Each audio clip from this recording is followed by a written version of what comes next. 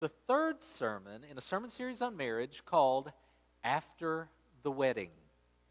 Now, in last week's sermon, we talked about the different kinds of love needed in marriage and how agape love is the foundation of it all. Agape, as you may remember from last week, is one of the ancient Greek words for love that we find used in the New Testament. And agape love is a willingness to put the other person's needs ahead of your own desire, even to the point of self-sacrifice.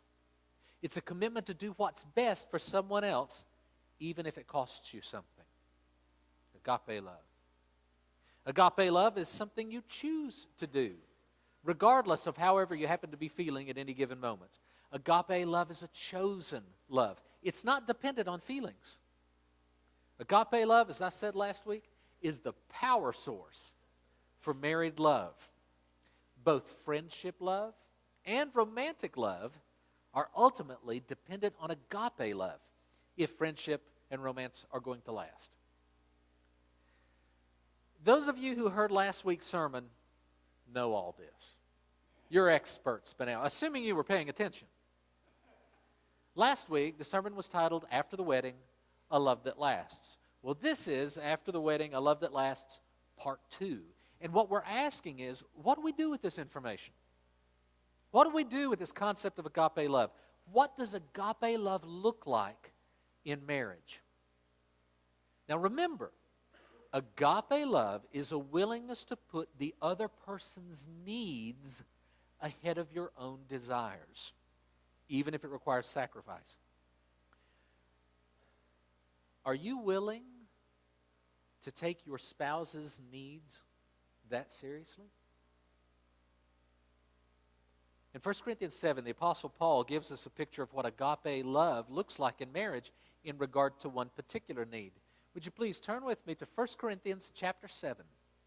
That's page 809 in the Bibles provided in the pews.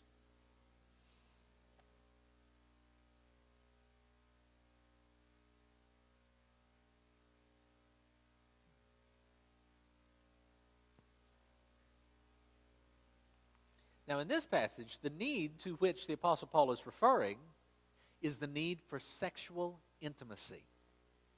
So, 1 Corinthians 7, beginning in verse 3, we read this. The husband should fulfill his marital duty to his wife. Marital duty, that refers to sexual intimacy.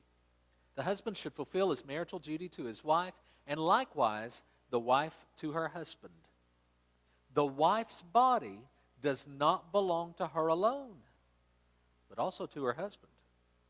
In the same way, the husband's body does not belong to him alone, but also to his wife. Do not deprive each other, except by mutual consent and for a time, so that you may devote yourselves to prayer. Then come together again so that Satan will not tempt you because of your lack of self-control. That's a pretty straightforward passage, isn't it? This is one of those passages that some people like to read and other people balk at. They don't like it. It's all this business about ownership, about knowing that if I'm married, my body doesn't just belong to me anymore, that somebody else also has ownership of it. For some people, that's something they're not very comfortable with. But I hope that we recognize that this isn't just talking about ownership. I think that the main thrust of the passage has to do with responsibility, because ownership implies responsibility. Here's what I mean. When you own something, you're the one who's responsible for caring for it, right? And here he's saying, you got to understand that, the wife's body doesn't just belong to her alone. It also belongs to her husband. And the husband's body doesn't just belong to him alone. It also belongs to his wife. Well, when you own something, you are the one who is responsible for caring for it.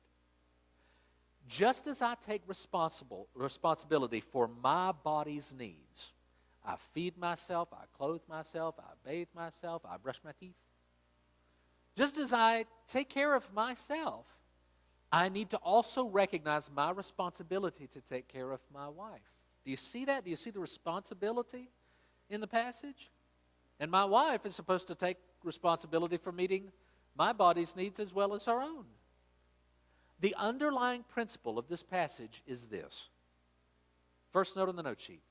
Marriage involves a commitment to do what you can to meet each other's needs. That's just part of it. This isn't a little extra thing for people who really want to work at marriage. This is marriage. It involves a commitment to do the best you can to meet each other's needs. You see this same perspective reflected in Ephesians 5 when Paul writes this. In the same way, husbands ought to love their wives as their own bodies. He who loves his wife loves himself. After all, no one ever hated his own body, but he feeds and cares for it, just as Christ does the church. For we are members of his body. God holds you responsible for doing your best to care for your spouse and to meet his or her needs. I would imagine that we might have some folks listening to this, and at this point, maybe you're thinking something along the lines of, but Kevin, I don't feel in love with my spouse anymore. I don't have any romantic feelings for them. How can I be motivated to meet their needs, especially their sexual needs, if I don't even feel like giving them a kiss? That's a serious problem. And many husbands and wives out there experience this type of situation. There are many husbands and wives who are confused, hurt, and even scared because they've lost romantic feelings for the spouse. They find themselves in a situation that they never expected to be in. I mean, once you get married, isn't it happily ever after? And if you marry the right person, you'll always feel just like you did the day before you got married, right? So for some people, this is a very unsettling thing, that you've been married for, several years, maybe several months. But you've been married for a while, and then all of a sudden the romantic feelings are gone. And you're wondering, did I marry the right person? Did I do the right thing? And then there's that fear of, oh my goodness, what if I have to live the rest of my life in this situation? Can I do that? But what if I told you that there is a way to get those romantic feelings back? Would you be interested in learning how to do that? Keeping romantic love alive in marriage is dependent on continuing to meet each other's needs. Keeping romantic love alive in marriage is dependent on continuing to meet each other's needs. I think we all understand that meeting certain basic needs, food, clothing, shelter, that's essential. You have to do that, right?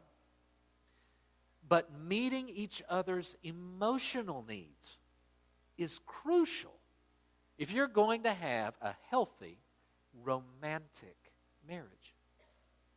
Meeting each other's emotional needs. Christian psychologist Dr. Willard Harley, I think he does a great job of explaining this in his book called His Needs, Her Needs.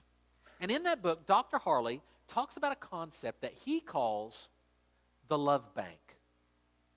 Here's how it works. Your heart is like a bank, and everyone you know has an account in your heart, an account in the bank of your heart. When someone treats you in a way that makes you feel loved, then it's like they're depositing what Harley calls love units in their account.